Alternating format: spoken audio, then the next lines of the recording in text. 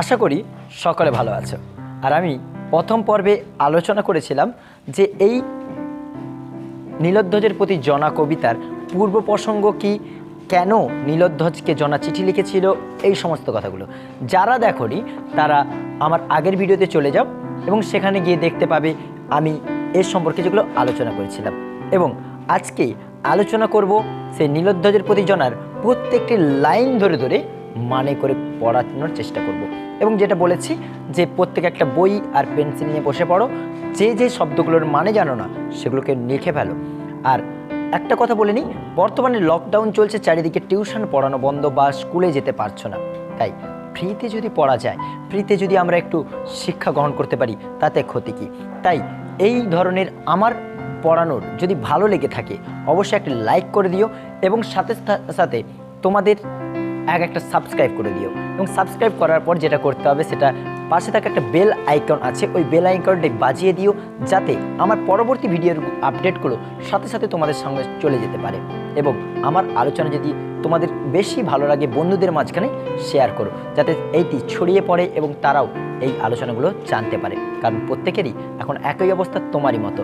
তাই চলো কথা না বাড়িয়ে শুরু করি আজকে নীলধ্বজের প্রতি জনা কবিতার পাঠ ধরে ধরে, লাইন ধরে ধরে প্রত্যেকটি কাহিনী কথা।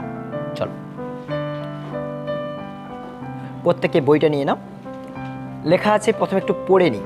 অবশ্য আবার বলছি এটা হচ্ছে অমৃতাক্ষর ছন্দে রচিত, তাই ছন্দের দেখবে কোনো মিল নেই, মানে একটা চরণতাত্ত্বিক কোনো মিল নেই, কোথাও বা মাঝে আছে কোথাও শেষে আছে, এই ধরনের মিলগুলো আছে। এটা অমৃতাক্ষর ছন্দের কিন্তু বৈশিষ্ট্য।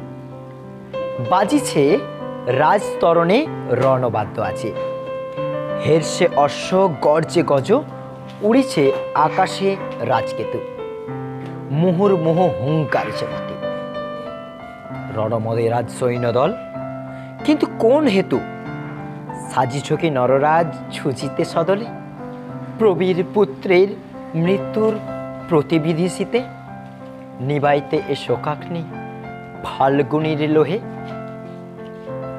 তো যতটুকু পড়লাম প্রত্যেকটার এবার লাইনের মানে করে বলার চেষ্টা করি। বাজিছে, বাজিছে মানে কি? বাজছে রাজ তোরণে। রাজ মানে কি? রাজার যে তোরণ বা দরজা বা গেট, যেটাকে আমরা বলছি ইংরেজি শব্দ, ঠিক আছে, বা রাজোদ্বার, সেই রাজোদ্বারে কি বাজছে? রণবাদ্য। রণ মানে কি? যুদ্ধ, বাদ্য মানে হচ্ছে বাজনা। রণবাদ্য আজকে, অর্থাৎ তাহলে মানেটা কি হলো? আজকে রাজতরণে অর্থাৎ রাজের দ্বারে যুদ্ধের বাজনা বাজছে। হেরসে অশ্ব, হেরসে কথাটির অর্থ হচ্ছে ঘোড়ার ডাক। অশ্ব মানে ঘোড়া, তো ঘোড়া কি করছে? ডাকছে। গর্জে গজ, গর্জে মানে কি? গর্জন করা, গজ মানে কি? হাতি, তাহলে কি হাতি গর্জন করছে। উড়িছে আকাশে রাজকেতু, উড়িছে মানে উড়ছে আকাশে, আকাশে মানে ওপর দিকে আকাশের দিকে, রাজকেতু, রাজ মানে রাজা, কেতু মানে হচ্ছে পতাকা, সম্বন্ধ তৎপুরুষ, ঠিক আছে, অর্থাৎ রাজার পতাকা উঠছে। তাহলে কি বলছে? রাজতরণে রণবাদ্য বাজছে এবং সাথে সাথে কি হচ্ছে? ঘোড়া ডাকছে, হাতি ডাকছে এবং আকাশের দিকে ওপর দিকে রাজকেতু অর্থাৎ রাজার পতাকা উঠছে। মুহুর্মুহু মানে বারংবার হুঙ্কারিছে মাটি, হুঙ্কার করে মেতে উঠছে কারা? রণমদে রাজ সৈন্যদল। রণ মানে কি? যুদ্ধ করতে প্রস্তুত এরকম রাজ সৈন্যগণ। কিন্তু কোন হেতু? কিন্তু কোন হেতু, কিন্তু কি কারণে? জনা বলছে, জনা বলেছি জনা তার স্বামীকে চিঠি লিখছে, তাই সেই চিঠি লিখতে যে কি বলছে? যে কিন্তু কোন হেতু, কি কারণে? সাজিছ কি নররাজ ছুজিতে আপনি, বলছে নররাজ অর্থাৎ নররাজ, নরের রাজা অর্থাৎ মানুষদের যে রাজা, অর্থাৎ পুরীর, এখানে বলা হচ্ছে মাহেশ্বরী পুরীর অধীশ্বর নীলধ্বজ রথীকে বলছে, তার স্ত্রী জনা কি বলছে? না, তুমি কি যুদ্ধের জন্য প্রস্তুতি নিচ্ছ? প্রবীর পুত্রের মৃত্যুর প্রতিবিধিসিতে। আচ্ছা, তার একটা বলি, নররাজ ঝুঁজিতে মানে কি? ঝুঁজিতে মানে যুদ্ধ করতে, সদলে, সদলবল নিয়ে বা রাজ সৈন্যদের নিয়ে যাওয়ার কথা বলছে। প্রবীর পুত্রের মৃত্যু, প্রবীরকে বলেছিলাম আগের পর্বে, আবার বলছি, প্রবীর হচ্ছে নীলধ্বজ এবং জনার একমাত্র পুত্র, যার মৃত্যু হয়েছে সবেমাত্র। কে মৃত্যু ঘটিয়েছে?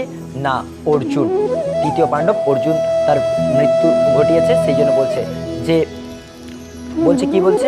না, যে সে তার যুদ্ধে হত্যা করেছে, তাই বলছে কি প্রবীর পুত্রের মৃত্যু। প্রবীর বলছে আমার হৃদয় শীর্ণধর যে প্রবীর, সে প্রবীর পুত্রের, আমার হৃদয় শীর্ণধর সে প্রবীর পুত্রের মৃত্যুর প্রতিবিধিতে। মৃত্যুর মানে কি?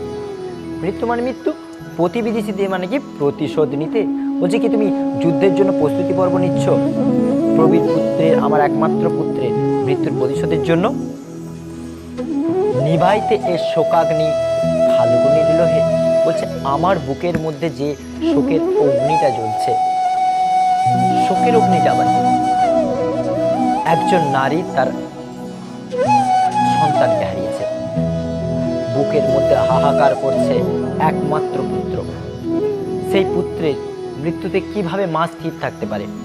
আবার যখন জানা যাচ্ছে সেই মৃত্যুটা কোনো সাধারণ উপায়ে হয়নি, মৃত্যুটা হয়েছে একজন রাজা যার কিনা সুনাম চারিদিকে ছড়িয়ে আছে।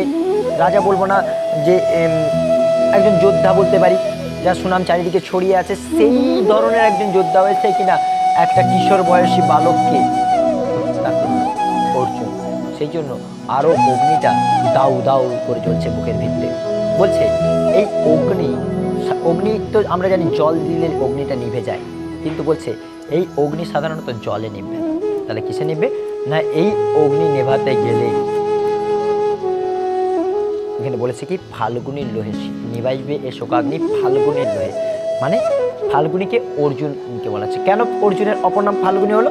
কারণ অর্জুনের ফাল্গুন মাসের জন্ম, তাই এর নাম হয়েছে ফাল্গুনী। তো এখানে বলছে নিভাইতে এ শোকাগ্নি, আমার শোকের যে অগ্নিটা চলছে সেটা ফাল্গুনীর লোহে। লোহে মানে কি? রক্তে সেটা নিভবে, এটা কোনো সাধারণ জলে নিভবে না। নিভাইতে এ শোকাগ্নি ফাল্গুনীর লোহে। এই তো সাজে তোমারে ক্ষত্রমণি তুমি মহাবাহু, যাও বেগে গজরাজ যথা, যমদণ্ড সম শূন্য আস্ফালন নিনাদে। বলছে এটাই তো তোমাকে শোভা পায়, এই তো সাজে তোমার, এটাই তো তোমাকে শোভা পায়, কারণ তুমি একজন যোদ্ধা। তোমার সর্বকালীন উচিত তুমি যুদ্ধ করবে, যুদ্ধবিদ্যায় তোমার পারদর্শিতা দেখাবে, এটাই তোমার শ্রেয়। এবং তুমি তোমার ছেলের মৃত্যুর প্রতিশোধ নিতে যাচ্ছ, এটা একমাত্র কাম্য। তাই বলছে যে এই সাজটাই তোমাকে মানায়। ক্ষত্রমণি তুমি, ক্ষত্র মানে যে ক্ষত্রদের মণি, শিরোমণি যেটাকে বলা হচ্ছে। সাপের মাথায় যেমন মণি থাকে, তেমনি তুমি ক্ষত্রদের মণি, উজ্জ্বল একটা জ্যোতির্বস্তু, তোমাকে দেখে অন্যজন শেখে, এরকম একটা ব্যাপার। তো সেই জায়গা বলছে যে ক্ষত্রমণি তুমি মহাবাহু, মহা শক্তিশালী, যাও বেগে গজরাজ যথা। বলছে গজরাজ বলছে যেরকম করে আমাদের হাতি যেভাবে মদমত্ত হাতি যেরকম ছুটে যায়, ঠিক তেমনি হাতির প্রবল শক্তি আছে, সেই শক্তি নিয়ে যেমন ছুটে যায়, সেই ছুটে যাওয়ার কথা বলা হয়েছে। তাই বলছে যাও তুমি গজরাজ যথা, বলছে গজরাজের মতো করে যাও। যমদণ্ড বলছে যমের দণ্ড হাতে নিয়ে শুণ্ড আস্ফালি নিনাদে, বলছে ওর মুন্ডুটাকে ছেদন করে দিয়ে আসো। শুণ্ড আস্ফালি নিনাদে। তারপর বলছে টুটো কিরিটির গর্ব আজি রণস্থলে। টুটো কিরিটি, কিরিটি কথাটা কিন্তু আমরা আগেও পড়েছি, কিরিটি কথাটা কিন্তু আমরা আগেও পড়েছি। টুটো মানে কি? ভেঙে ফেলো। কিরিটি কথা কোথায় পড়েছি? একটু দশম শ্রেণীতে চলে যাও। দশম শ্রেণীতে গিয়ে তোমরা কিন্তু একটা জায়গায় পড়েছিলে, রামায়ণের থেকে নেওয়া হয়েছিল, সেই কবিতাটা ছিল তোমাদের অভিষেক কবিতা। সেই অভিষেক কবিতা কিন্তু পড়েছিলে কিরিটি অর্জুনের অপর নাম কিরিটি হয়েছিল কেন। তো সেই ক্ষেত্রে যদি মনে না থাকে একটু মনেই করিয়ে দিই, এখানে অর্জুনের অপর নাম কিরিটি কারণ একবার অর্জুনকে স্বয়ং ইন্দ্রদেব একটা অসুরকে বধ করার জন্য ডেকেছিল, এবং সেই অসুরকে বধ করলো। যখন অসুরকে বধ করে সে ফিরে এলো, তখন সেই অসুরকে বধ করার পর তাকে কি করলো?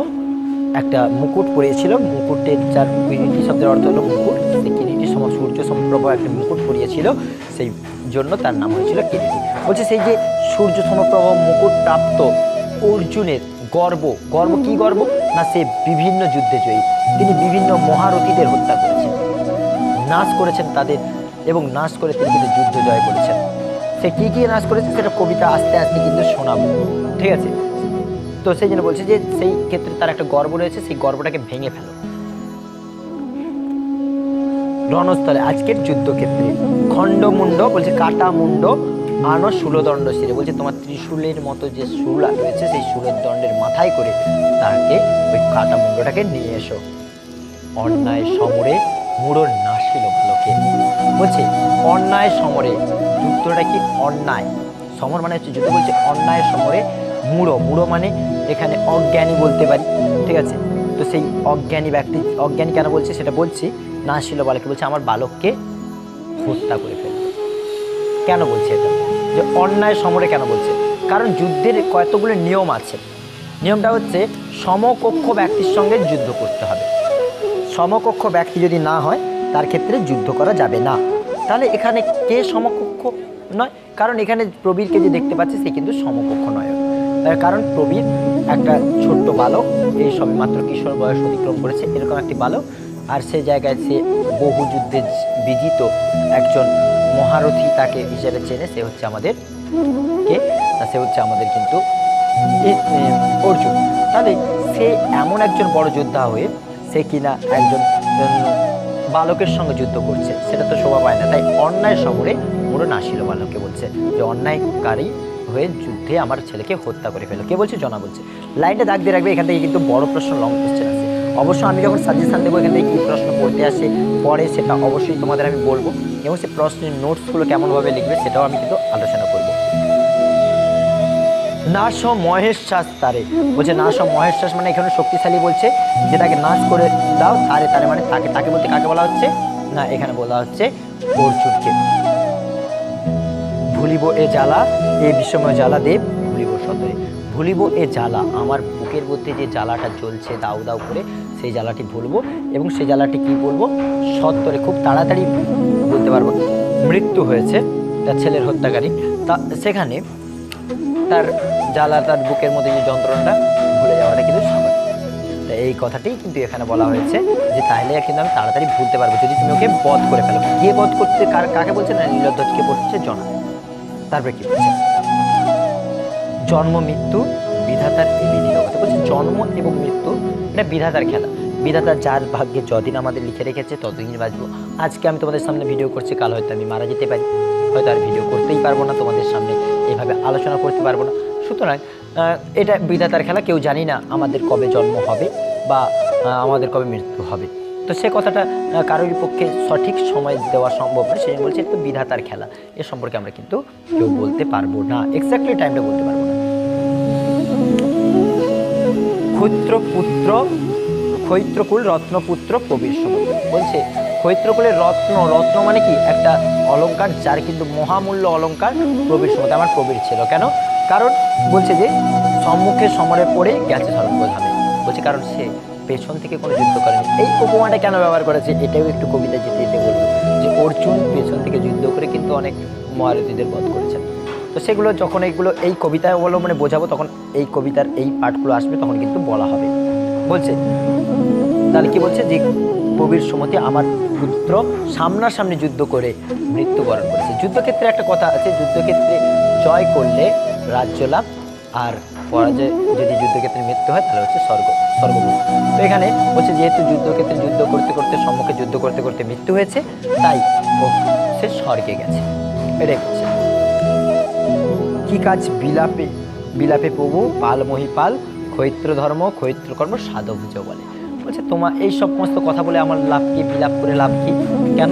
কারণ এই সমস্ত কথাগুলো তুমি জানো, তুমি নিজের ভাবেই তুমি তো সব কিছু বলছে পাল মহিপাল তোমার কথা জানে, পাল মহিপাল এবং ক্ষৈত্র ধর্ম ক্ষৈত্রের কর্ম কি সেগুলো তুমি সর্বদাই তুমি নিজের হাতে কিন্তু নির্ণয় করে থাকো। তাহলে এখানে বলছি যে তাহলে এতটার মধ্যে বুঝতে পারলাম যে জনা জানে যে তার পুত্রের মৃত্যু নিতে যাচ্ছে, মৃত্যুর প্রতিশোধ নিতে যাচ্ছে নীলধ্বজ অর্জুনকে হত্যা করার জন্য। সেই জন্যই বুঝি রাজতরুণের রণবাদ্য বাজছে, যুদ্ধের বাজনা বেজে উঠছে, ঘোড়া ডাকছে, হাতি ডাকছে, এই সমস্ত কিছু। এবং সে আর তাকে, তার স্বামীকে আরও বলছে যে তুমি এই যুদ্ধক্ষেত্রে তোমাকে জয় করতেই হবে, কারণ এই যুদ্ধক্ষেত্রে জয় করলে তবেই তুমি কিন্তু, তবেই আমার এই বুকের মধ্যে যে তীব্র আগুনটা জ্বলছে আমার পুত্র হারার আগুন, সেই আগুনটা নিভবে, নইলে কিন্তু নিভবে না। এবং তাছাড়া তোমাকে এই কথাগুলো বলছি কেন, তুমি তো অবশ্যই তুমি তোমার পুত্রের মৃত্যুর প্রতিশোধ নিতে যাবে, সেটা আমি জানি। তো এই কথাটাই এখানে বলা হয়েছে এই টপিকের মাধ্যমে, এটাই হচ্ছে প্রসঙ্গ। তো আজকের এই এপিসোডটা এতটুকুই। এবং এর পরবর্তী এপিসোড দেখার জন্য সঙ্গে থেকো, ভালো থেকো ততক্ষণ। এবং যতটা পড়ালাম যদি বুঝতে পেরে থাকো কমেন্ট করে জানাও। যদি কোথাও বুঝতে অসুবিধা হয় সেটা অবশ্যই কমেন্ট করে লেখো যে দাদা আমি এটা বুঝতে পারছি না, স্যার এটা আমি বুঝতে পারছি না, আমি পুনরায় আবার বুঝিয়ে দেবো। তো সেই জন্য সঙ্গে থেকো, ভালো থেকো, আর অবশ্যই সাবস্ক্রাইব করে দিও বাংলা মাস্টার চ্যানেলটিকে। ধন্যবাদ।